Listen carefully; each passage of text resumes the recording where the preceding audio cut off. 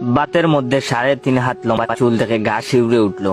নতুন বউ, এখনো তাকে পুরোপুরি বুঝে উঠতে পারিনি। কিছু বলা উচিত হবে কিনা বুঝতেছি না, তবুও সাহস করে বলে ফেললাম, বাতের মধ্যে একটা চুল পাইছি। বউ তখন বলল সরি, আমি বুঝতে পারিনি বলে চুলটা নিয়ে গেল। মনে মনে বললাম মেয়েটা লক্ষ্মী আছে, নিজের ভুল বুঝতে পেরেছে। 1 মিনিট পর বেডরুম থেকে এক গাদা চুল নিয়ে এসে তরকারির মধ্যে চুবিয়ে দিয়ে বলল, এবার ঠিক আছে। আমি হা করে তার দিকে তাকিয়ে থাকলাম। এমন অষ্টম আশ্চর্য মেয়ে আমার বংশের কেউ দেখেনি। একটু অভিমান নিয়ে বেডরুমে চলে গেলাম।